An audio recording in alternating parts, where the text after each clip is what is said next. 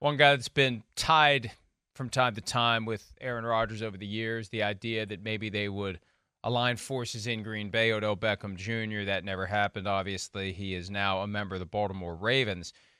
Interesting comments he made to Peter King, and Peter previewed these when he was with me on Friday. I was in Canton, and he was in Atlanta. Odell Beckham Jr., and Chris, you and I spotted right away as it was happening, Super Bowl 56. Odell Beckham Jr. was being showcased by the Rams. He was the guy who was taking the advantage of the fact that the goal was to stop Cooper Kupp. So let's get the ball to OBJ. He had 2 catches for 52 yards and a touchdown into the second quarter before he suffered. And I can't say torn ACL. He had no ACL.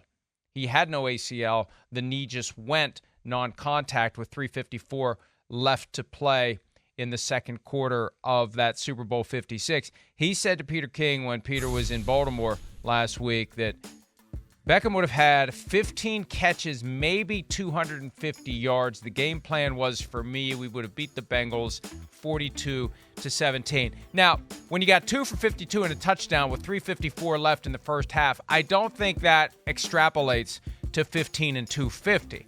But still, and, it's funny, Pete Demolitis pointed out last night that his comments were kind of making a stir on social media. They were going viral, so I wrote something about it.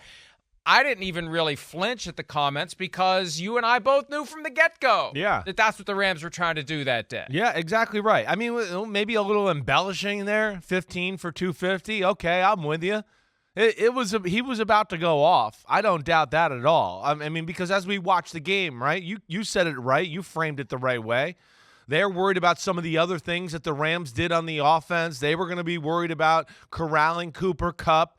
And he was kind of going to be the code cracker for wait, this guy, you're in a vulnerable position with Odell Beckham Jr. with all the stuff you're doing on defense, and we saw that. And they were going to have they were going to have ways to feature him in that game plan. I know that. I mean, not only has he said this before to a degree, but I've talked to coaches there in LA. And they echo those sentiments that he was going to have a huge game. I mean, I had a big-time coach there tell me he was probably going to be the MVP of the game with the way they were playing us, the way it looked early on, and what they had in the playbook, for the game as far as their game planning. So that's where it was a sad moment, right, when he went down, because you and I were sitting there, and we like OBJ, and we know he's been through some stuff and whatever else, and we knew he was on the way here to, he's going to have a big day and maybe be in the MVP conversation. And then right away, you knew as soon as he grabbed his knee that it was big problems. And, good for the Rams that they found a way to win. But, yeah, that was, a missed opportunity for Odell Beckham Jr. And, look, it worked out ultimately for the St. Louis Rams or L.A. Rams. What the hell am I doing? The L.A. Rams because they won the game. Right? They won the game. Yeah. They didn't win it as easily as Beckham thought maybe they would win it.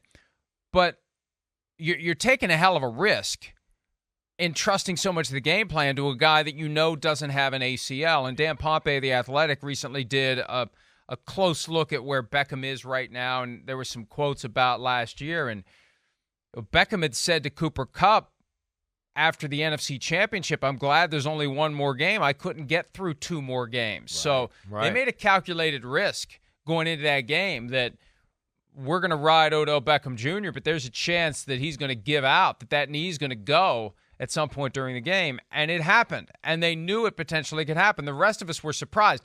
The rest of us thought that it was a clean tear of his new ACL that had been put in place after he suffered the injury week 6 while he was with the Browns in 2020 against the Bengals. No, there was no ACL. He went to the Rams, signed, they did the physical, and Dr. Neil Elatrash said to him, "You got no ACL. We can do the surgery right now." And he's like, no. I'll just finish the year without it, and we'll see how it goes. And it almost went to Super Bowl MVP. But, that's the thing. At the time, I felt so bad for him because I felt like he was robbed of that opportunity to parlay Super Bowl 56 MVP into major contract.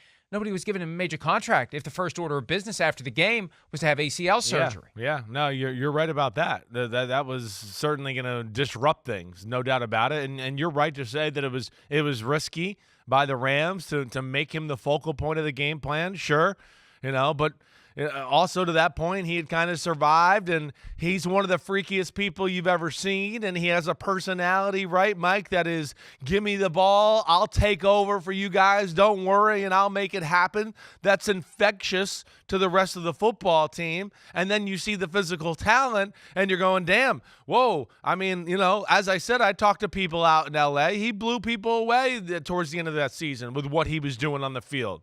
They were, whoa, we got something. I mean, 3 rockets up his ass, catches everything, unbelievable route runner, worker. So I think those things embolden them, right, to go, man, let's get this guy the ball. He deserves it. He's been through some stuff. Look at what he's doing out in practice.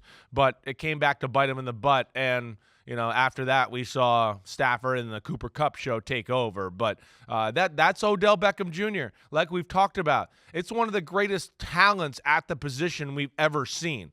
He's had a few bumps in the road. We'll see how close he can get to that, ultimate spot that he once was at here with Baltimore. I'm excited for him. I expect big things for sure. Hi, it's Mike Florio. Thanks for watching PFT on YouTube. Hit subscribe for the latest news and analysis from Pro Football Talk.